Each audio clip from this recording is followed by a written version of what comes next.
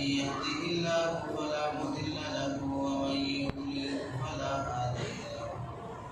ونشهد أن لا إله إلا الله ونشهد أن محمدا عبده ورسوله أما بعد فقد قال الله تبارك وتعالى في القرآن المجيد والفرقان الحميد أعوذ بالله من الشيطان الرجيم بسم الله الرحمن الرحيم يا أيها الذين آمنوا توبوا إلى الله توبة نصوحا صدق الله العظيم اللهم صل على سيدنا محمد وعلى آل سيدنا محمد وبارك وسلم اللهم صل على سيدنا محمد وعلى آل سيدنا محمد وبارك وسلم اللهم صل على سيدنا محمد وعلى آل سيدنا محمد وبارك وسلم. میرے محترم عزیزوں، بزرگوں اور دوستوں، آپ حضرات کے سامنے قرآن مجید کی آیت کا جو حصہ پڑھا گیا اس کی اور دیگر احادیث کی روشنی میں آپ حضرات کے سامنے جو بات عرض کرنی ہے، ملک کے جن حالات سے ہم لوگ گزر رہے ہیں انہی حالات سے متعلق آپ حضرات کے سامنے دو چار باتیں عرض کرنی ہیں۔ پہلی بات تو یہ ہے، ہم سب لوگوں کے ذہن میں یہ بات ہونی چاہیے، محنت، مجاہدہ، مشقت، اپنا ایک ٹارگٹ متعین کر کے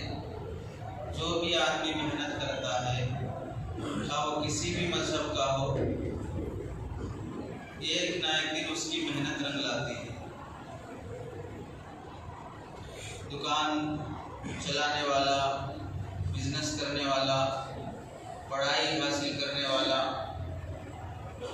گھر کی تعمیر کرنے والا، کوئی بھی شخص ہو، جب وہ اپنا ایک مشن شروع کرتا ہے اور اپنی محنت شروع کرتا ہے اور ایک مقصد اس کا متعین ہے کہ مجھے یہاں تک پہنچنا ہے، تو آج نہیں تو کل وہ اپنے مقصد کو ضرور پائے گا۔ عربی میں اسی کو کہا جاتا ہے من جد وجد، جو کوشش کرتا ہے وہ آج نہیں تو کل ضرور پا لیتا ہے۔ اور اس طرح بھی کہا گیا السعی منا والاتمام من اللہ، کوشش کرنا بندے کا کام ہے، کوشش کو نتیجہ خیز بنانا، اسے رزلٹ لانے تک پہنچانا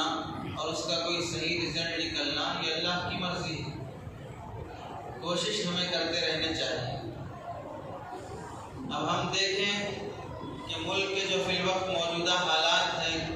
اور ظلم کی جو انتہا ہوتی جا رہی ہے، سرکار اور حکومت اپنی انا اور ضد پر جو اڑی ہوئی ہے، سارا ملک احتجاجات سے اس قدر بھر گیا کہ آزادی کے بعد سے لے کر اب تک اتنے زیادہ احتجاجات کبھی نہیں ہوئے، اتنا ملک کی عوام سڑکوں پر کبھی نہیں آئی، اتنا روز ریلیاں اور اتنی روز کسی نہ کسی طریقے سے پروٹیسٹ کرنا اور پھر اپنے اس ظلم کے خلاف آواز اٹھانے کا جو سلسلہ ہے، آج مکمل تقریباً 41 ڈیز ہو گئے، 41 دن ہو گئے احتجاجات ہوتے ہوتے، لیکن یہ بھی کم ہے، کوئی زیادہ لمبا عرصہ نہیں ہے۔ 40-50 دن میں آدمی کوئی بڑی کمپنی ہڑپ نہیں سکتا ہے، نہ کوئی بڑی عمارت کھڑی کر سکتا ہے، نہ کسی بڑی عمارت کی بنیادیں کھود سکتا ہے۔ محنت کی ایک کڑی ہے جو آدمی محنت کرتے کرتے، قوم کے لوگ محنت کرتے کرتے یہاں تک پہنچے ہیں، اور سچی بات یہ ہے کہ اس محنت کا 80% صحرا کالج کے اسٹوڈنٹس کے نام جاتا ہے۔ اس محنت کا، ان احتجاجات کا تو جامعہ ملیہ سے اور دوسرے علی گڑھ، مسلم علی گڑھ یونیورسٹی سے اور دوسرے جہاں سے بھی طلباء اور کالج کے اسٹوڈنٹس اٹھے ہیں اور احتجاج کی ایک فضا انہوں نے قائم کی ہے۔ ملک کے حالات کو سمجھتے ہوئے یہ صحرا انہی کے کھڑے ہونے سے، انہی کے جوش دلانے سے، ان کے لاٹھیاں کھانے سے اور ان کے سر پھوٹنے سے اور ان کے زخمی ہونے سے اور ان کے شہید ہونے سے لوگوں میں تھوڑی بہت بیداری پیدا ہوئی۔ پھر یہاں سے بولنا شروع ہوا، پھر یہاں سے ریلیاں شروع ہوئی، پھر ادھر سے آوازیں اٹھنا شروع ہوئی۔ اور آج بھی جس قدر کالج کے طلباء اور اسٹوڈنٹ جس قدر ثابت قدمی سے اور جس قدر پرعزم ہو کر عزم مصمم کے ساتھ یو پی میں، بہار میں اور دوسرے بہت سے بڑے بڑے صوبوں میں سخت سردی برداشت کرتے ہوئے انہیں تعلیمی دھمکیاں دینے کے باوجود کہ اگر تم واپس نہیں آؤ گے کالج اور یونیورسٹی تو تمہاری سرٹیفکیٹ ہم کینسل کر دیں گے، تمہاری تعلیمی جو سال تمہارا جو پڑھائی کا چل رہا ہے وہ ختم ہو جائے گا، کالج سے نکال دیں گے، فلاں ہوگا۔ ساری دھمکیاں ملنے کے باوجود بھی الحمدللہ وہ اڑے رہے اور اب بھی لڑ رہے ہیں اس واسطے کہ ملک جو جمہوری اور سیکولر ملک ہے وہ ایک خاص نظریہ جو منوواد اور جاتیواد کی طرف جا رہا ہے اور منوسمرتی کے قوانین کو ہندوستان میں لاگو کر کے ہندو راشٹر بنانے کی جو ناپاک غلیظ ارادے جو حکومت ظاہر کر رہی ہے اس کے خلاف جو سیکولر ذہن رکھنے والے سنجیدہ قسم کے پڑھے لکھے طلباء ہوں یا جاب کرنے والے ہوں یا وکلاء ہوں، جو بھی حضرات لڑ رہے ہیں وہ بڑے قابل مبارکباد ہیں۔ اور بڑی ہی افسوس کی بات یہ ہے کہ ہمارا پورا صوبہ تلنگانہ اور آندھرا اور ہمارا یہ حیدرآباد سویا ہوا ہے، بس اپنی زندگی کی چند حرکتیں دکھانے کے لیے کہ ہم جی رہے ہیں، مرے نہیں ہیں، یہ بتانے کے لیے شروع میں بڑے جوش اور جذبے سے 2-4 ریلیاں اور احتجاجات ہو گئے، اب اس کے بعد سب ٹھنڈے بیٹھے ہیں اور ہر ایک کو یہی بہانہ ہے کہ اجازت نہیں مل رہی ہے، ہر ایک کو یہی بہانہ ہے کہ اجازت نہیں مل رہی ہے۔ تو دلی کی جو شاہین باغ میں لوگ بیٹھے ہوئے ہیں اتنے دنوں سے، عورتیں اپنے بچوں کو لے کر سخت سردی میں، اور اتنی سخت سردی کہ ہم ایک دن وہاں رہ نہیں سکتے ہیں، ایسی سردی میں جو رہ رہے ہیں ان کو کون اجازت دیا؟ اس کو اجازت سے کر رہے ہیں۔ اور کیا کوئی حکومت اپنے ظالمانہ قانون کے خلاف احتجاج کرنے کی اجازت دیتی ہے؟ کوئی ظالم سرکار اور ظالم حکومت اپنے ظالمانہ قانون کے خلاف احتجاج کرنے کی اجازت دیتی ہے؟ یہ کام کون سا اجازت سے ہونے والا ہے؟ اور پھر کیوں ذہن سازی نہیں کی جاتی ہے کہ جو لوگ منع کرتے ہیں کہ بھئی آپ کے منع کرنے سے آپ کا بھی نقصان ہے، پولیس منع کرتی ہے تو ان کا بھی نقصان ہے کہ ملک کا قانون اگر غلط راستے پہ پڑے گا تو پھر اس وقت سب کو اس میں گھسنا پڑے گا، نہ کوئی مسلمان رہے گا نہ کوئی غیر مسلم رہے گا۔ تو ملک جس قدر ظالمانہ رویے کی طرف جا رہا ہے، ان حالات کو ہمیں بار بار سمجھنا چاہیے۔ یہ وہ پلاننگ نہیں ہے کہ ایک دن کی پلاننگ سے اس طرح گھیرا گیا ہو، یہ سالوں کی پلاننگ ہے، اسے ناکام کرنے کے لیے آدمی مسلسل کوشش میں لگا رہنا پڑتا ہے۔ 2-4 احتجاجات سے، 2-4 ریلیوں سے، 2-4 اخباری بیانات سے ظالم اپنے ظلم سے باز آنے والا نہیں ہے، اس نے اپنی آنا اور ضد کا مسئلہ بنا لیا ہے، اور آج نہیں تو کل اس کی ناک کٹنی طے ہے، اس واسطے کہ تیز آندھی اور ہوا چلنے کے باوجود جو درخت اکڑے رہتے ہیں وہ اکھڑ جاتے ہیں۔ تیز آندھی اور ہوا چلنے کے باوجود جو درخت جھکنے تیار نہیں ہوتے ہیں وہ درخت نہیں جھکیں گے تو پھر جڑ سے اکھڑ جاتے ہیں۔ اور ملک میں احتجاج کی جو طوفان اور جو تیز آندھی چل رہی ہے اور مخالفت کی جو تیز ہوا چل رہی ہے، اس ہوا کے مقابلے میں اگر حکومت جھکنے تیار نہیں ہے تو پھر اسے اکھڑنے تیار ہو جانا چاہیے۔ اور کبھی ظلم کے ساتھ حکومتیں چل نہیں سکتی ہیں، ظلم کبھی پنپ نہیں سکتا ہے، ظلم فطرت کے خلاف ہے، اور فطرت کے خلاف آدمی زیادہ دن نہیں چل سکتا، فطرت کے خلاف آدمی زیادہ دن نہیں چل سکتا، چند دن چلے گا، تھوڑی دور چلے گا، اس کے بعد تھک جائے گا، ہار کر ہمت ہار کر اسے بیٹھنا پڑے گا، ہاتھ جوڑنا سر جوڑنا پڑے گا، اور ظلم کا جو رویہ اختیار کیا گیا ہے اس سے کبھی نہ کبھی جھکنا پڑے گا، آج نہیں تو کل یہ فضا کام لائے گی اور اس کا اثر ظاہر ہوگا۔ اس کے لیے آپ ماضی کی تاریخ دیکھیں، اپنی حکومت بچانے کی خاطر ظالموں نے سب ختم ہو گئے۔ آج جس طرح پورے ہندوستان کا فرعون اپنی فرعونیت پہ دندنا رہا ہے، اس سے پہلے بھی مصر کا فرعون بھی دندنایا تھا۔ اس سے پہلے بھی حضرت موسیٰ علیہ السلام کے زمانے کا فرعون بھی اپنی ظلم کی انتہا پہ پہنچ گیا تھا۔ ایسا ظالمانہ سلوک کہ اللہ نے جس فرعون کو جو حضرت موسیٰ علیہ السلام کے زمانے میں بادشاہ تھا، ویسے مصر میں جو بھی آدمی بادشاہ بنتا ہے اس کا لقب ہی ہے فرعون۔ جو بھی آدمی بادشاہ بنے گا اس کا لقب ہی فرعون ہے، نام دوسرے دوسرے ہوں گے۔ اس لیے 10 فرعون مصر میں گزرے ہیں، 10 فرعون مصر میں گزرے ہیں۔ جو بھی وہاں پر بادشاہ کرے گا اس کا لقب ہی ہوگا فرعون۔ فرعون اپنی ایسی بادشاہت اللہ نے اسے دی، کوئی اس کا بدل نہیں ہے۔ کہا جاتا ہے 400 سال تک جس کے سر میں درد نہیں آیا، جسے اللہ نے کوئی بیماری نہیں دی، اور صحت اتنی مزے کی، ایک مہینے میں ایک بار واش روم کو جاتا تھا۔ بار بار واش روم جانا آدمی کی صحت کی علامت نہیں ہے۔ اتنی مزے کی صحت تھی کہ 1 مہینہ 40 دن میں ایک بار واش روم جانے کی ضرورت پڑتی تھی، لیکن اپنی نعمتوں میں آنے کے بعد وہ دعویٰ کیا جو شیطان بھی نہیں کر سکا۔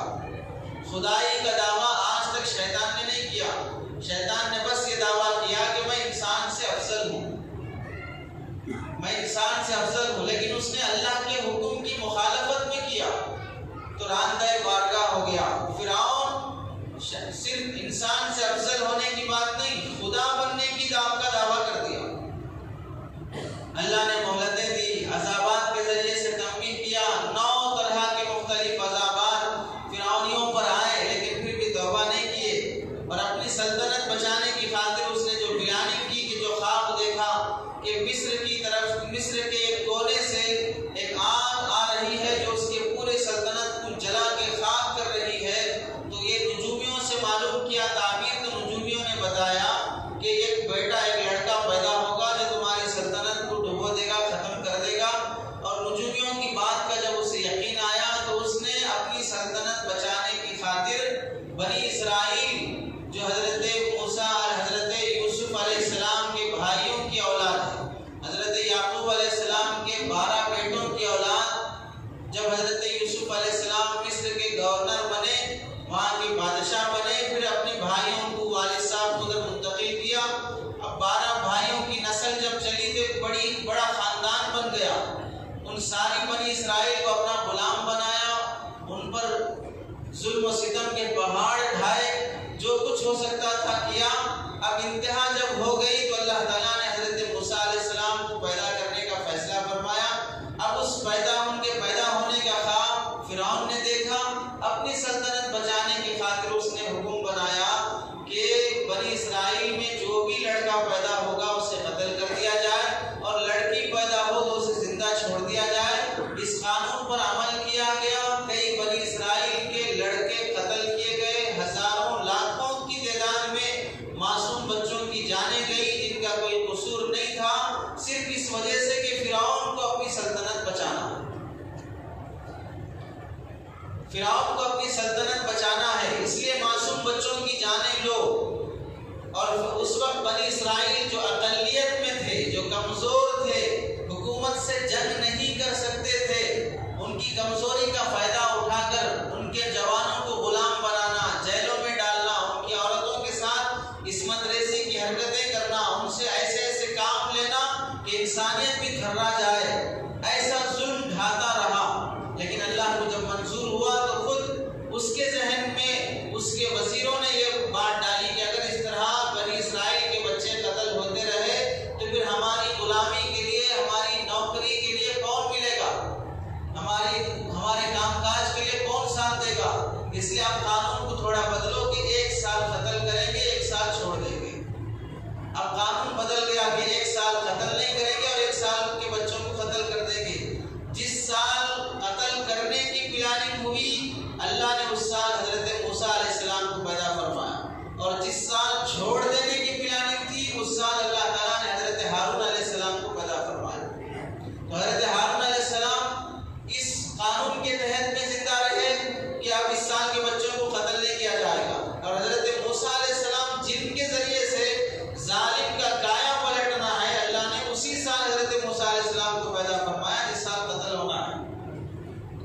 ماں بچے کی حفاظت کی فکر میں ہے، لیکن کسی طرح چاپلوسی کرنے والے،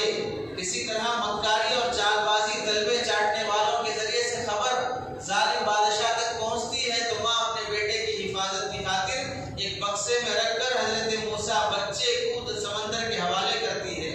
اور سمندر کے کنارے فرعون کی بیوی آسیہ اور ان کی سہیلیاں نہاتی غسل کرتی ہے، جو وہ رنگ رنگیلیوں میں تھی اس وقت جو بھی کر رہی تھی، وہاں سے بکسا گزرا، اٹھا کے لائے، دیکھا بڑا خوبصورت معصوم بچہ، حضرت آسیہ کا دل ان پر آیا اور پھر اسے اپنا بچہ بنانا چاہا، اپنا بیٹا، اور فرعون نے کہا نہیں یہی میری سلطنت ختم کرے گا، فلاں ہوگا۔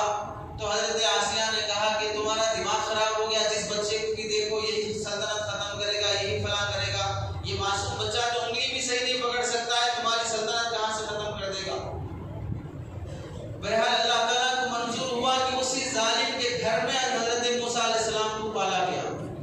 اسی ظالم کے گھر میں ماں آتی تھی، بلکہ کبھی گھر لے گئی، وہاں رکھ کے پلائی، کبھی یہاں رکھی، یہاں دودھ پلائی، اور اللہ نے حضرت موسیٰ علیہ السلام کو یہ حکم دے دیا بچپن ہی میں کہ ماں کے علاوہ کسی اور کا دودھ پینا گوارا نہیں کرتے تھے۔ اب ماں ہی کی تلاش، کسی ایسی دائیا کی تلاش جس کا یہ دودھ پی لیں، تو بتا لگاتے لگاتے حضرت موسیٰ علیہ السلام کی والدہ ہی کے پاس پہنچے، لیکن کسی کو پتا نہیں تھا کہ انہی کا بیٹا ہے۔ اللہ کو پالنا منظور ہوا تو ماں تک بیٹے کو پہنچایا، اور اگر خود پالتی تھی تو دودھ پلانے کا کوئی پیسہ نہیں ملتا، لیکن اب یہاں ایسے پہنچایا کہ دودھ بھی پلا رہی ہیں، دودھ پلانے کا پیسہ بھی لے رہی ہے، دودھ بھی پلا رہی ہیں، دودھ پلانے کا پیسہ بھی لے رہی ہے، اور کس کے دربار سے تنخواہ مل رہی ہے؟ جس ظالم کو ہلاک کرنا ہے بڑا ہو کر اسی ظالم کے دربار سے پیسہ مل رہا ہے۔ اللہ تعالیٰ کو ایک دن منظور ہوا کہ اس ظالم کو ہلاک کیا جائے، تو جس سمندر میں بچے کو بکسے میں ڈالنے کی وجہ سے انسانیت اور عقل تو یہ کہتی ہے کہ معصوم بچہ سمندر میں ڈال دیا جائے تو وہ دریا اور نہر میں ہلاک ہو جائے گا، ڈوب جائے گا۔ اللہ نے اس سمندر اور اس پانی سے بچے کو بچا لیا، اور پھر اسی سمندر میں اس ظالم کو ڈبویا جو اس سمندر پہ فخر کرتا تھا، الیس لی ملک مصر وہذہ الانہار تجری من تحتی، کیا یہ ملک میرا نہیں ہے، یہ نہریں، یہ دریا، یہ سمندر میری نہیں ہے؟ یہ سب دیکھ کر تم میری بادشاہت کا اقرار کیوں نہیں کرتے؟ تو جن نہروں پر، جن دریاؤں پر اسے فخر تھا، اللہ نے اسی میں اس کو ڈبو دیا۔ تو ہر چیز، ہر ظالم کا ایک وقت ہوتا ہے، وہ مظلوم اور اقلیتوں پہ ظلم کرتا ہے، جب اللہ کو منظور ہوتا ہے تو پھر اللہ تعالیٰ اس ظالم کو ڈبو دیتے ہیں۔ جیسا مصر کے فرعون نے بنی اسرائیل پہ ظلم کیا، آج ہندوستان کا فرعون بھی اپنی پارٹی کی شکل میں اقلیتوں پہ ظلم کر رہا ہے۔ اور جیسے اللہ تعالیٰ نے مصر کے فرعون کو ڈبویا تھا، وقت آنے پر اللہ تعالیٰ کسی بھی ملک کے فرعون کو ڈبوئیں گے، اسے اس کے ظلم کا سبب اور نتیجہ دکھائیں گے۔ اللہ تبارک و تعالیٰ کی یہ دھرتی ہے، یہ زمین، یہ آسمان، سب اس کے بنائے ہیں، ہر انسان اسی کا بنایا ہوا ہے، خواہ مسلمان ہو یا غیر مسلم ہو، سب اسی کے بنائے ہوئے بندے ہیں۔ اللہ اپنے بندوں میں ظلم گوارا نہیں کرتے ہیں،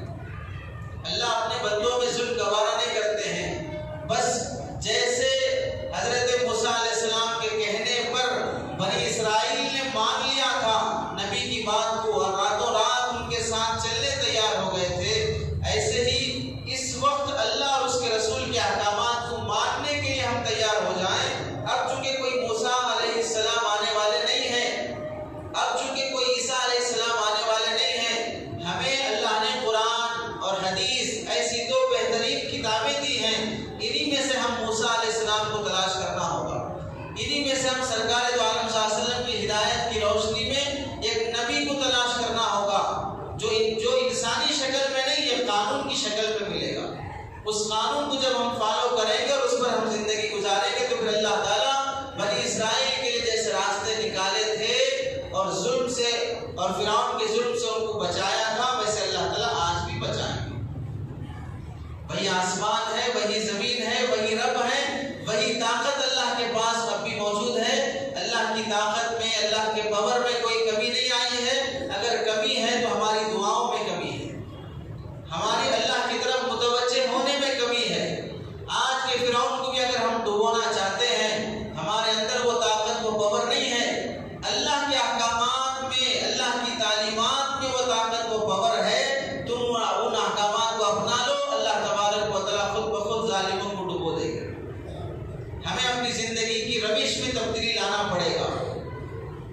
اب ہمیں غور کرنا یہ چاہیے کہ ملک میں مختلف طرح کی محنتیں ہو رہی ہیں، احتجاجات بھی ہو رہے ہیں اسباب کے درجے میں،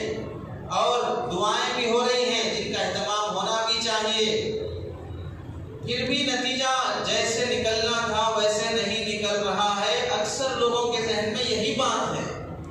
اتنے دن ہو گئے احتجاج ہوتے ہوتے، پھر بھی حکومت کی یہی بیان آ رہی ہے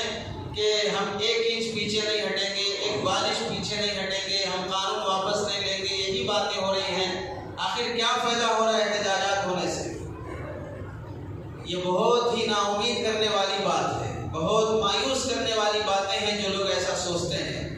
2-4 باتیں ہم آپ کے سامنے گناتے ہیں کہ آپ لوگوں کی محنتوں سے، احتجاج کرنے والے بندوں کی، ان کی فکروں سے، ان کی قربانیوں سے کیا کیا تبدیلی آنے کو ہے اور آ رہی ہے۔ پہلی بات لوگوں کے بیدار ہونے سے، پہلی بات جو آپ لوگوں نے دیکھی وہ یہ ہے کہ ملک آزاد ہونے کے بعد سے لے کر اب تک ہندو مسلم کے نام پر جو جھگڑے، جو فسادات ہوئے، آپ ہسٹری پڑھ لیں، آزادی کے بعد سے لے کر اب تک کی پہلی جنگ عظیم میں جتنے لاکھوں کی تعداد میں لوگ مارے گئے ہیں، 1 کروڑ سے زائد لوگ مارے گئے جنگ عظیم اول میں، پہلی جنگ عظیم میں، اتنی ہی تعداد میں ملک آزاد ہونے کے بعد سے لے کر اب تک جتنے فسادات ہوئے، بمبئی کا فساد، فلاں جگہ کا فساد، فلاں جگہ کا فساد، تو یہ جتنے فسادات ہوئے، ان فسادات میں، موب لنچنگ میں، ادھر سے ادھر سے مرنے والوں کی تعداد بھی جنگ عظیم اول میں مرنے والوں سے کم نہیں ہے۔ لیکن میڈیا کے ذریعے سے وہ خبریں آتی نہیں ہیں، اس کی طرف توجہ نہیں ہوتی ہے، تو ایک ایک کر کے مرنے والوں کی تعداد لاکھوں تک پہنچ گئی ہے، اور یہ صرف کس وجہ سے؟ ہندو مسلم کے فسادات کا نتیجہ۔ اب ان حالات میں آپ نے دیکھا کہ مسلمان اور غیر مسلم کس قدر ایک پلیٹ فارم پر جمع ہو رہے ہیں۔ یہ اتحاد مسلمان اور غیر مسلموں کا ایک جگہ جمع ہونا، ایک پلیٹ فارم پہ جمع ہونا، ایک مشن کی خاطر لڑنا، آزادی کے وقت جیسا انگریز کو بھگانے کے لیے یہاں سے انہوں نے اتحاد کیا تھا، متحد ہوئے تھے، ایسے ہی اس ملک میں جو ملک کا رہنے والا ہی جب ملک کے باشندوں کا دشمن بن کے ایک انگریز کا نیا بھیس باندھ کر آیا ہے، اس کے خلاف بھی مسلمان اور غیر مسلم متحد ہوئے۔ یہ اتحاد معمولی باتوں سے قائم نہیں ہو سکتا ہے، بیانات سے، پکارنے سے، چیخنے سے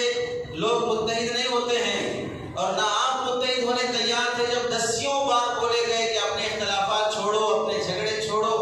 ایک مقصد کی خاطر جمع ہو جاؤ، مسلکی اختلافات، نظریاتی اختلافات، ذاتی اختلافات، یہ سب چھوڑ کے ایک ہونے کے لیے کتنا کہا گیا، لیکن ایک ہونے کے لیے تیار نہیں تھے۔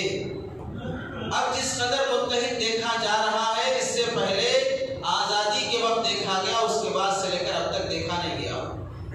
دوسری بات، احتجاجات کے بعد سے اللہ تعالیٰ نے ظالم کو جس قدر ذلیل کیا ہے، اس سے پہلے حکومتیں اتنا ذلیل نہیں ہوئی ہیں۔ ظالم کو جس قدر اللہ نے ذلیل کیا ہے، اس سے پہلے حکومتیں اس قدر ذلیل نہیں ہوئی ہیں۔ آپ کو معلوم ہونا چاہیے PhD کا ایوارڈ صدر جمہوریہ کے ہاتھ سے لیا جانا کتنا فخر کی بات ہے، لیکن جب وہی صدر جمہوریہ آتے ہیں اور اپنے ہاتھوں سے PhD کی ڈگری دیتے ہیں، تو PhD کی ڈگری لینے کے لیے ایک لڑکی آگے آنے کے باوجود بھی وہ واپس کر دیتی ہے کہ میں اس ظالم کے ہاتھ سے اپنی PhD کی ڈگری نہیں لوں گی جس نے اس کالے قانون پہ اپنے ہاتھوں سے دستخط کیا ہے۔ پورے مجمع میں، پوری یونیورسٹی کے سامنے اسٹیج پہ کھڑے ہو کر، اس سے بڑا ذلیل اور ذلت اور کیا ہو سکتی ہے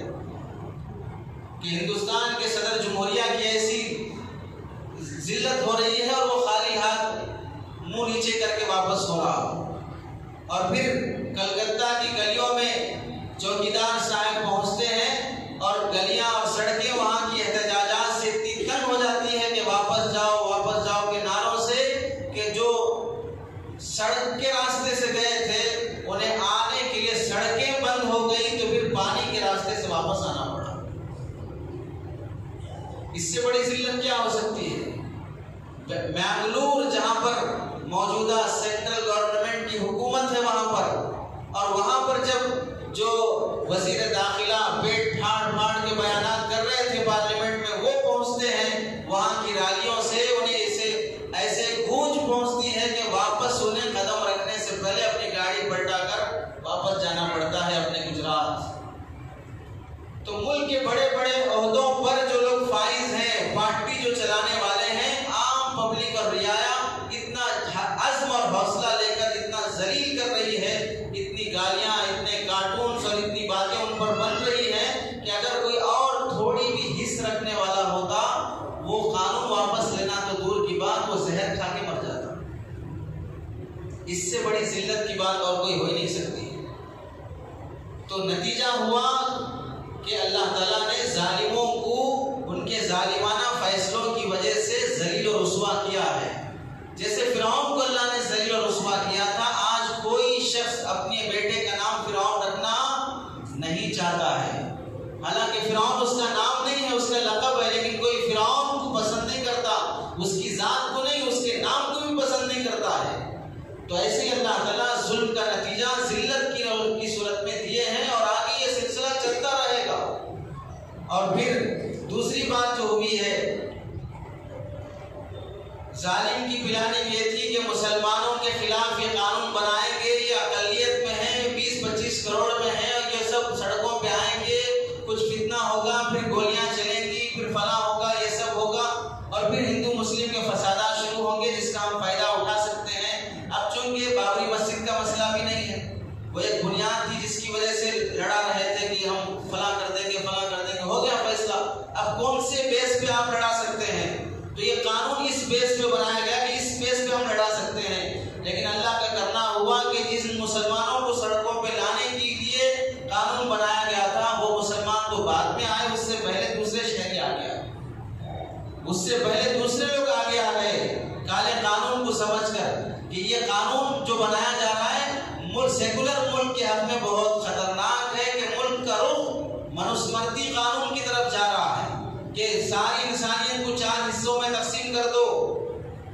اور سب سے پہلے کہ فلاں کے سر سے برہمن پیدا ہوا ہے اس کو بڑی عزت ملے، اور اس کو عہدے ملے، اور اس کو سرکاری سلطنتیں ملے، فلاں ملے، اور سب سے نیچے شودر کو رکھو، فلاں کو رکھو، نچلی ذات کے لوگوں کو رکھو کہ انہیں سے کام کاج کرانا ہے، وہ فلاں کے پیروں سے پیدا ہوئے ہیں۔ ان 4 حصوں میں تقسیم کر کے لوگوں کو جو ظلم کی چکی دوبارہ پیسنے کی طرف ملک جا رہا تھا، اس ظالمانہ قانون کو ہم سے پہلے دوسرے لوگوں نے سمجھا، اور وہ زیادہ تعداد میں سڑکوں پر آئے، وہ زیادہ قانون کی مخالفت میں آئے ہیں۔ اور تیسری بات، احتجاجات میں مردوں سے زیادہ خواتین اور لڑکیوں نے آگے بڑھ کے حصہ لیا۔ لوگ پوچھتے بھی ہیں کہ احتجاج اور ریلی میں مسلمان خاتون کا نکلنا کیسے ہے؟ پردے کی رعایت کرتے ہوئے نکلنے میں کوئی حرج نہیں ہے، پردے کی رعایت کرتے ہوئے آپ کے ساتھ جانے میں کوئی حرج نہیں ہے۔ جیسا احوال ہوتے ہیں، جیسے حالات ہوتے ہیں ویسے احکام ہوتے ہیں، جیسے احکام جیسے حالات ویسے احکام۔ اگر ڈیلیوری کا ٹائم آ جائے، کوئی لیڈی ڈاکٹر نہ ملے، تو ایسے موقع پر کیا کریں گے؟ جنس کے پاس سے آدمی ڈیلیوری کراتا ہے۔ تو جیسے حالات ہیں ویسے احکام ہیں۔ تو ریالیوں کی کسی اور احتجاجات میں مردوں سے زیادہ خواتین، لڑکیاں، خواتین اپنے چھوٹے چھوٹے بچوں کو لے کر وہیں پر چولہا لا لیے، بلکہ اتنے عزم کے ساتھ کہ ہم صرف اب یہ CAA کا قانون واپس لینے تک جانے والے نہیں ہیں، بلکہ جب تک ظالمانہ حکومت کو گرا نہیں دیں گے اس وقت تک واپس نہیں جائیں گے۔ ایسے عزم کے ساتھ عورتیں میدان میں آئی ہیں۔ یہ ایسا ہی عزم اسلامی سلطنت کے موقع پر ہوا تھا، جب خلیفہ معتصم باللہ اور دوسروں کے جب ان خلافت بنو امیہ کے زمانے میں کہ یہ علاقے کے مسلمانوں پہ عیسائی ظلم کر رہے ہیں، اور یہاں مسلمان بادشاہ ہاتھ پہ ہاتھ دھرے بیٹھا ہے، عورتوں کو پتا چلا کہ ہمارے مسلمانوں پہ ظلم ہو رہا، اور یہاں مسلمان بادشاہ خاموش بیٹھا ہے، تو عورتوں نے اپنی چوٹیاں کاٹ کے لا کر بادشاہ کے سامنے پھینکا اور کہا کہ اگر تمہارے اندر ہمت نہیں ہے تو یہ چوٹیاں پہن لو، اگر تمہارے اندر ہمت نہیں ہے تو یہ چوٹیاں پہن لو۔ اور جیسے کہ آج کل واٹس ایپ میں میسج بھی چل رہا ہے کہ ہمارے پاس چوڑیاں فری میں رکھی ہیں، جو مرد پہننا چاہتے ہیں وہ لے لیں ہم سے۔ ہمارے پاس چوڑیاں فری میں رکھی ہیں، جو مرد پہننا چاہتے ہیں وہ ہم سے لے لیں۔ ایسا عزم اور حوصلہ عورتوں میں پیدا ہوا ہے۔ مسلمان عورتوں سے زیادہ غیر مسلم بہنوں میں یہ جذبہ عزم پیدا ہوا ہے کہ اس سے مسلمانوں کو بھی نقصان ہے، غیر مسلم کو بھی نقصان ہے، اس میں پورے ملک کا نقصان ہے۔ اور ایسے ہی جو کالج پڑھنے والے طلباء ہیں، ان کے اندر عزم اور حوصلہ جو پیدا ہوا، ان کی ڈگریوں کی دھمکی دی گئی، کالج سے ڈسمس کرنے کی دھمکی دی گئی، نکال دینے کی دھمکی دی گئی، سب کے باوجود وہ عزم اور حوصلے کے ساتھ احتجاج اور ریالیوں میں پروٹیسٹ میں لگے ہوئے ہیں۔ ان کا یہ عزم اور حوصلہ ضائع نہیں ہوگا، ان کی جو جانیں گئی ہیں یہ ضائع نہیں ہوگی۔ اور ایسے ہی بین الاقوامی طور پر یہ مسئلہ اٹھایا گیا، وہاں نوٹس لیا گیا، وہاں کے اخبارات میں بھی یہ مضمون، یہاں کے حالات کا تبصرہ کیا گیا کہ ملک انڈیا میں جو کچھ ہو رہا ہے عالمی پیمانے پر آواز اٹھانے کی محنتیں بھی ہو رہی ہیں۔ اور سب سے اہم کام یہ ہوا کہ دشمن اپنی ناکامی پر افسوس کرتے ہوئے جب بھوکلا گیا تو ایسی مکاری اور چال بازی پر آیا کہ وہ ساری مکاریاں فیل ہو گئی۔ اب پلاننگ یہ تھی کہ 26 جنوری میں جھنڈا لہراتے ہوئے لال قلعے میں پرسوں ہم یہ بیانات دیں گے کہ اتنے مسکال آئے ہیں اور اتنے خطوط آئے ہیں اور اتنا فلاں ہوا ہے۔ جو ٹارگٹ وہ 15 جنوری سے 26 جنوری تک پورا کرنا چاہ رہے تھے وہ ٹارگٹ نہیں ہوا، الحمدللہ۔ کالجوں میں جا کے مسکال کرانے کی کوششیں ہوئی، وہاں سے بھی ناکامی ہوئی۔ مسلمان ایریوں میں مسلمان برقعے پہنا کر اپنی عورتوں کو بھیج کر کہ NRC اور میں فلاں میں ہم آپ کو مدد کریں گے، آپ اپنے ڈاکومنٹ دکھائیے اور اس پر آپ دستخط کیجیے، ان کی دستخطی مہم بھی اللہ نے ناکام کر دیا۔ اور پھر پینشن دینے کے بہانے سے چال مکاری چلی گئی تھی کہ ہم 3,500-4 ہزار آپ کو پینشن دیں گے، آپ اس فارم پہ دستخط کر دیجیے، اللہ نے اس کو بھی ناکام کر دیا۔ اب آخری جو پلاننگ، اب یہ ناکامی کے بعد اور مکاریاں بڑھتی جا رہی ہیں، ہار ماننے تیار نہیں ہے۔ اب مکاری جو چلنے کی آواز جو سنائی دے رہی ہے وہ یہ ہے کہ مسلم راشٹریہ منچ کے اسٹیج کے حوالے سے خریدے ہوئے چند ٹوپی کرتے داڑھی والے لوگوں کو بلا کر دلی میں ایک ایسا کانفرنس کیا جائے جس میں یہ کرتے پیجامے والے قانون کی حمایت کریں۔ وہ لوگ اپنے مسلمانوں کو پیغام دیں اور اپنے کو علماء کہیں،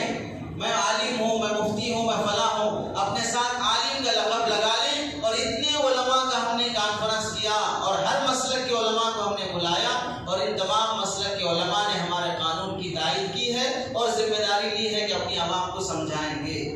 اس مکاری میں ظاہر سی بات ہے جو اکبر کو گمراہ کرنے والا شخص تھا، اکبر بادشاہ کو گمراہ کرنے والا جو شخص تھا، وہ بھی اپنے کو عالم کہہ کر ہی اس نے تفسیر کی کتاب لکھی تھی۔ تو جو شخص گمراہی کا ساتھ دے گا، ظلم کا ساتھ دے گا، وہ خواہ اپنے کو عالم یا مفتی کچھ بھی لیبل لگا لے، وہ حقیقت میں عالم نہیں ہوگا، وہ ایک ظالم ہی ہوگا۔ جب ملک کی غیر مسلم عوام سمجھتی ہے کہ یہ قانون اندھا قانون، کالا قانون ظلم پر مشتمل ہے، تو پھر کوئی پڑھا لکھا شخص اور وہ بھی اپنے کو عالم کہہ کر کیسے ظالم کی حمایت کر سکتا ہے؟ اور اگر کر رہا ہے تو وہ بھی ضمیر فروش ہے، اس کی نسل کے بارے میں بھی شک کرنا پڑے گا، اس کی آمدنی اور اس کی انکم کے بارے میں بھی ڈاؤٹ کرنا پڑے گا کہ وہ حلال کھا رہا ہے کہ حرام کھا رہا ہے۔ لیکن دشمن جو پلاننگ کرنا چاہتا ہے وہ تھک نہیں رہا ہے۔ اس واسطے بزرگوں قانون کے دائرے میں رہتے ہوئے ہمیں ہمت نہیں ہارنی چاہیے۔ کرنے کے جو کام ہیں ان میں پہلا کام، جس شہر میں، جس ضلع میں، جس گلی میں احتجاج ہو اس میں برابر حصہ لیں، اس میں برابر حصہ لیں۔ تھوڑی دیر کے لیے ہی صحیح نہ کیوں نہ صحیح، اپنے اپنے گلی اور محلے کے لیڈروں کے پاس جائیں، ان سے درخواست کریں، ان کا ذہن بنائیں وہ کس وجہ سے بزدلانہ حرکتوں پر مشتمل ہے، کیوں انہیں خوف کس بات کا ڈر ہے، کرسی کا ڈر۔ ان کرسیوں پر کتنے لوگ آئے، کتنے لوگ چلے گئے۔ یہ دنیا کی سلطنتیں ہمیشہ باقی رہنے والی نہیں ہیں۔ سلطنتیں اگر ایک کے پاس ہمیشہ باقی رہتی تو تمہیں بادشاہتی نہیں ملتی، جو پہلے سے بیٹھا تھا وہی بیٹھا رہتا۔ یہ بدلنا طے ہے سلطنتیں۔ تو احتجاجات رکنے نہیں چاہیے اور احتجاجات میں فسادات نہ ہو۔ ملک کا قانون جو دستوری اور جمہوری قانون ہے وہ ہاتھ میں نہ لیا جائے، وہ نہ توڑا جائے، امن کے ساتھ احتجاجات ہو۔ اور دوسرا کام جو کرنے کا ہے وہ دعاؤں کا اہتمام۔ دعاؤں کے بغیر اسباب بھی اس وقت کام نہیں دیتے ہیں جب آدمی دعاؤں سے خالی ہو جاتا ہے. اسباب بھی اختیار کرنا ضروری ہے اور اللہ کی غیبی مدد بھی لازمنا ضروری ہے، اور اس کے لیے دعاؤں کا اہتمام آپ کو معلوم ہونا چاہیے. جیسا کہ حضرت مولانا خالد سیف اللہ صاحب دامت برکاتہ نے لکھا کہ، اور احادیث میں بھی ہے، حدیث کی بات ہے کہ حضرت ابراہیم علیہ السلام جب عراق سے ملک شام کا سفر کرنے کے لیے اپنی بیوی حضرت سارہ علیہ السلام رضی اللہ تعالیٰ عنہ اور حضرت لوط علیہ السلام غالباً ان کو لے کر جب عراق سے ملک شام کا سفر کرنے کے لیے نکلے، چونکہ یہاں کے لوگوں نے تنگ کر دیا اور اللہ کا حکم ہوا کہ ملک شام پہنچے، تو درمیان میں مصر پڑتا ہے. مصر کا بادشاہ اس وقت کا ایسا ظالم تھا، اس نے قانون بنا لیا تھا اپنے دور میں کہ جو بھی یہاں سے کسی عورت کو لے کر گزرے گا اور وہ عورت اس کی بیوی ہوگی تو اس بیوی کے ساتھ یہ بھی مکالہ کرے گا، اور اگر بہن ہوگی تو چھوڑ دے گا، بہن ہوگی تو چھوڑ دے گا، بیوی ہوگی تو پھر اس پر حملہ کرے گا. حضرت ابراہیم علیہ السلام حضرت سارہ رضی اللہ تعالیٰ عنہ کو لے کر گزر رہے ہیں. معلوم ہوا کہ اس بادشاہ کا ایسا نظریہ ہے، تو حضرت سارہ سے فرمایا کہ جب بادشاہ تم سے پوچھے کہ تم ان کی کیا لگتی ہو تو کہو بہن ہو، حالانکہ بیوی ہے لیکن کہو کہ بہن ہو. یہ کیوں فرمایا تھا؟ اس وقت پوری دنیا میں صرف دو تین ہی مسلمان تھے، اور اسلامی اعتبار سے تم میری بہن ہوتی، اسلامی اعتبار سے تم میری بہن ہوتی، جس کے علاوہ کوئی دوسرا مسلمان نہیں تھا. تو جب بادشاہ کے سامنے بات آئی، پھر بھی وہ حضرت سارہ رضی اللہ تعالیٰ عنہ کی خوبصورتی کو دیکھ کر اس کا قانون توڑ دیا. بہن کو ہاتھ نہیں لگانے کا اس کا قانون تھا، پھر بھی اس نے حضرت سارہ کو لے گیا ظالمانہ طور پہ، اور بند کمرے میں جب ان پر ہاتھ ڈالنا چاہا تو انہوں نے وضو بنا کر 2 رکعت نماز پڑھی اور سجدے میں اللہ سے دعا کی کہ اللہ آپ جانتے ہیں کہ میرا جسم کسی غیر مرد کے ہاتھ پر ابھی تک نہیں آیا، میں اپنے شوہر کے علاوہ کسی کے لیے اب تک حلال نہیں ہوئی ہوں، میں تجھ سے پناہ چاہتی ہوں کہ یہ ظالم میرے قریب نہ پہنچنے پائے. جب وہ حضرت سارہ کے قریب پہنچنے لگا تو وہ ایسے ہی اٹک گیا، اسٹیچو بن گیا، کچھ حرکت نہیں ہو رہی ہے، اور اسی اسٹیچو کی حالت میں وہ گر گیا زمین پر. حضرت سارہ نے دعا کیا کہ اللہ اگر یہ مر گیا تو پھر بھی ہم پر کیس آئے گا کہ تم نے مار دیا اس کو، ہم پر کیس بھی نہیں آنا اور میری عزت بھی نہیں جانا، اسے ہوش میں لا دے. تو پھر ہوش میں آ گیا، اور جب ہوش میں آیا تو توبہ کرنے کے بجائے پھر آگے بڑھا ہاتھ ڈالنے کے لیے. تو حضرت سارہ نے پھر دعا کیا، پھر اللہ نے اسے اسٹیچو بنا دیا. 3-4 بار اس طرح ہونے کے بعد پھر عقل ٹھکانے آئی اور کہا کہ پتہ نہیں کہاں سے آئی ہے، چلو یہاں سے نکلو. اور حضرت سارہ کو اللہ تعالیٰ نے بڑی پاک دامنی کے ساتھ، امن کے ساتھ اس کے محل سے نکالا، اور پھر اس پاگل بادشاہ کے ذہن میں اللہ نے بات ڈالی کہ جو ایسی کرامت والی ہے اسے اپنی طرف سے کچھ دینا چاہیے، اور اسے گفٹ میں حضرت حاجرہ کو دیا. وہی حضرت حاجرہ جو حضرت اسماعیل علیہ السلام کی والدہ ہیں، جو حضرت مکہ میں پہنچنے کے بعد مکے کو آباد کی اور پھر صفا مروہ کے صحیح کرنے کا جنہیں شرف حاصل ہوا، وہ حضرت حاجرہ اس ظالم بادشاہ کے پاس سے ہدیے میں ملی ہیں. یہ دعاؤں کا نتیجہ ہے کہ ظالم بادشاہ تم پر ہاتھ ڈالنے آ رہا ہے، تم پرخلوص دعا کرو، اللہ کی طرف متوجہ ہو جاؤ، اللہ تعالیٰ ضرور دعا قبول کرے گا. ہماری شہرت سے بھی زیادہ قریب ہے. ادعونی استجب لکم، دعا کرو میں تمہاری دعا ضرور قبول کروں گا. جیسے وہاں حضرت سارہ پر ظالم ہاتھ ڈالنے آ رہا تھا، اللہ نے دعا کے صدقے مدد کی ہے. آج بھی وقت کا فرعون ہماری پراپرٹیوں پر، ہماری نیشنلٹی پہ ہاتھ ڈالنے آ رہا ہے. تم اللہ کی طرف متوجہ ہو جاؤ. اور جیسے حضرت ابراہیم علیہ السلام کو آگ میں ڈالا گیا تو حضرت ابراہیم علیہ السلام کی دعا تھی حسبنا اللہ و نعم الوکیل، حسبنا اللہ و نعم الوکیل، اللہ ہمارے لیے کافی ہے. اس دعا کا اہتمام کرو، اٹھتے بیٹھتے چلتے پھرتے زبانوں پہ یہ جملہ لکھ لو، حسبنا اللہ و نعم الوکیل. اللہ نے نمرود کی آگ سے حضرت ابراہیم علیہ السلام کو بچایا. حضرت ابراہیم کی یہ دعا کا ورد تھا. حضرت یونس علیہ السلام کو مچھلی کے پیٹ سے اللہ نے بچایا، لا الہ الا انت سبحانک انی کنت من الظالمین کا ورد تھا. کسی نے اپنا خواب بھی وائرل کیا ہے کہ سرکار دو عالم صلی اللہ علیہ وسلم نے فرمایا کہ ہندوستان والے اول آخر 11 مرتبہ درود شریف کے ساتھ 300 مرتبہ آیت کریمہ کا ورد کریں، لا الہ الا انت سبحانک انی کنت من الظالمین. خواب اگرچہ کہ حجت نہیں ہے لیکن اسے عمل کرنے میں کوئی قباحت بھی نہیں ہے. اس کے ساتھ بھی اور ادھر ادھر کی کھڑی ہوئی باتیں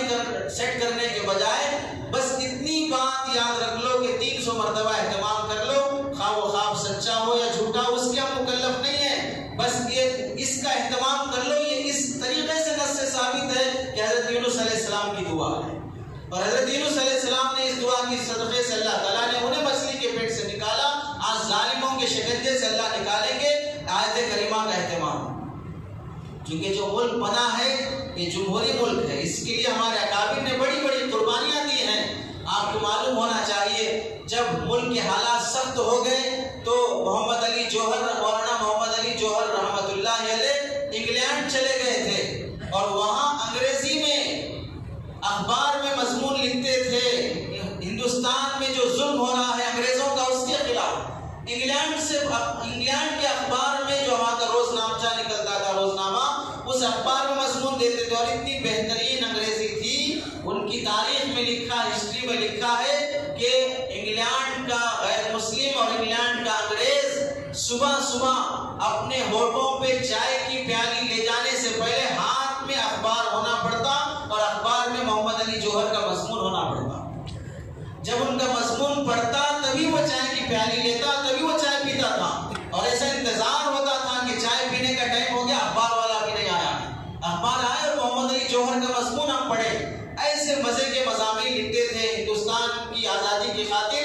جب ایک عرصہ گزر گیا، جیلوں میں بار بار جانا ہوا، انڈیا میں بیٹی بیمار ہے اور یہاں سے والد صاحب کو خط لکھا مولانا محمد علی جوہر کو کہ ابا جان میری طبیعت ناساز ہے، ڈاکٹروں نے جواب دے دیا کہ چند دن کی مہمان ہے، اب میرے انتقال کا وقت قریب ہے، میری آخری تمنا ہے کہ میں آپ کا دیدار کر لوں، میں اپنے والد کو دیکھ لوں۔ تو مولانا محمد علی جوہر رحمۃ اللہ علیہ بیٹی کی جو انتقال ہونے کے قریب ہے وہ باپ کو دیکھنا چاہتی ہے، وہ باپ اپنی بیٹی کو خط کا جواب لکھتے ہیں، میں تم سے دور ہوں، اللہ تم سے دور نہیں ہے، میں مجبور ہوں، اللہ مجبور نہیں ہے، ہمیں تمہاری صحت منظور ہے، مگر جب اس کو منظور نہیں تو ہمیں بھی منظور نہیں ہے۔ بیٹیوں کی قربانی دی، اولاد کی قربانی دی، تب جا کے ملک آزاد ہوا ہے۔ یہ اولیاء اللہ کا شہر ہے، یہ صابر کلیری کا شہر ہے، یہ خواجہ کیسو دراز کا شہر ہے، یہ شاہ ولی اللہ محدث دہلوی کا شہر ہے۔ یہ ملک، یہ اولیاء اللہ کا ملک ہے، خواجہ معین الدین چشتی کا ملک ہے، جہاں سے اللہ نے لاکھوں لوگوں کو ہدایت دی ہے۔ یہ ایسے ہی ضائع نہیں ہوگا، یہاں سے اسلام اور مسلمان ختم نہیں ہوگا۔ تو مایوس نہ ہو، نا امید نہ ہو، اپنی محنت مسلسل کرتے رہیں، قانون پڑھیں، قانون کا حصہ بننے کی کوشش کریں، اپنی اولاد کو سیاست میں لائیں، حکومت میں لائیں، عدالتوں میں لائیں، انہیں وکیل بنائیں، انہیں لائر بنائیں، انہیں سول ڈپارٹمنٹ میں لائیں۔ ایک عزم کریں، جس پلاننگ کے ساتھ دشمن محنت کرتے کرتے یہاں تک پہنچا ہے، آپ کو بھی پلاننگ کرتے کرتے صرف سی اے اے کا قانون یا این آر سی کے قانون کی واپسی کی بات نہیں ہے۔ آگے کبھی کوئی بے وقوف اور احمق ایسی حرکتیں نہ کرے، وہ ساری پلاننگ کے ساتھ آپ کو محنت کرنا ہوگا۔ صرف آسام میں ایک جگہ پر این آر سی ہونے پر 50,000 آدمیوں نے کام کیا اور 1600 کروڑ کا خرچہ آیا۔ 1600 کروڑ کا خرچہ، 50,000 آدمی مل کے کام کریں 2-3 سال مسلسل کام کرنے پر، اور پھر پوری ہندوستان میں اگر این آر سی پاس ہوگی تو 1,20,000 کروڑ کا خرچہ ہوگا، 1,20,000 کروڑ کا خرچہ ہوگا، اور صرف ڈیٹینشن سینٹر بنانے کا ہی خرچ 10 لاکھ کروڑ کا ہوگا۔ پھر انہیں پانی فری میں، کرنٹ فری میں، انہیں کھانا فری میں، یہ سب پہنچانے کے لیے کس کے باپ کے پاس اتنی جاگیر ہے؟ مغل سلطنت کی پوری خزانے کو الٹ دیا جائے تو بھی نہیں لا سکتے ہیں، لیکن ایسی احمقانہ حرکتیں کرنے پہ تیار ہیں۔ ملک قرضے میں ڈوبتا جائے، کوئی پریشانی کی بات نہیں، نوکریاں گھٹتی 45% نوکریاں ختم ہو گئی لوگوں کی، پھر بھی کوئی ٹینشن نہیں۔ 300 کسان ایک جگہ کے پھانسی اور زہر کھا کے مر رہے ہیں، پھر بھی کوئی ٹینشن نہیں۔ صرف ان 2-4 سال کے عرصے میں 8,80,000 بچے مرے ہیں علاج نہیں ہونے پر، رپورٹ دیکھ لیجیے آپ، 8,80,000 بچے مرے ہیں کبھی اس ہاسپٹل میں، کبھی اس ہاسپٹل میں، گیس نہیں ہے، فلاں نہیں ہے، فلاں نہیں ہے، 8,80,000 بچے مرے ہیں، لوگوں کی موتیں ہو رہی ہیں، ہاسپٹلوں کا دیوالیہ نکل رہا ہے، بیان تو اتنے بند ہوتے جا رہے ہیں، کب کون سی بیان ٹوٹ جائے اور پبلک کا پیسہ اٹک جائے پھر واپس نہ آئے، ایسی پلاننگیں چل رہی ہیں، لیکن کوئی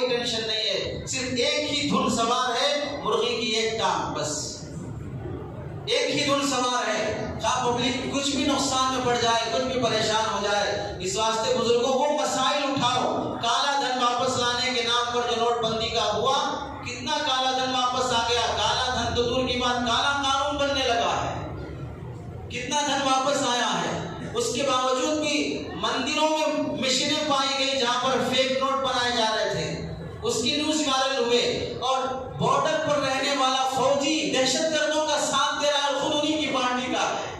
یہ سب چیزیں سامنے آ رہی ہیں، دشمن چاروں طرف سے ذلیل ہو رہا ہے۔ تو جو لوگ NRC اور CAA کی حقیقت نہیں جانتے ہیں، سمجھاؤ۔ جو ان کی تائید کر رہے ہیں یا جو ان کی ہاں میں ہاں چند پیسوں کے لیے ان کی غلامی اور طلبے چاٹ رہے ہیں، انہیں سمجھاؤ کہ کیسا خطرناک قانون ہے۔ تمہاری آنکھوں کے سامنے تمہاری اولاد چھین لی جائے گی، مرد ایک طرف، عورتیں ایک طرف، بچے دوسری طرف۔ تمہیں جالیوں کے پاس کھڑے ہو کر اپنے چھوٹے معصوم بچوں کو دودھ پلانا ہوگا، تم اسے پیار بھی نہیں کر سکتے۔ ایسے ظالمانہ قوانین ہٹلر کر چکا ہے، اور ہٹلر کے وہ ویڈیوز وائرل ہو رہے ہیں، آپ بھی دیکھے ہوں گے اگر آپ نے کبھی کوشش کی ہو تو۔ وہ ساری پلاننگ دشمن کرنے کے چکر میں ہے، اور امید ہے کہ اللہ تعالیٰ ایسا ہونے نہیں دیں گے۔ آپ لوگ دعاؤں کا اہتمام، اسباب کے درجے میں احتجاجات اور ریلیوں کا اہتمام جو ہو سکتا ہے کرتے رہیں، قانون کے دائرے میں رہ کر۔ اللہ سے دعا ہے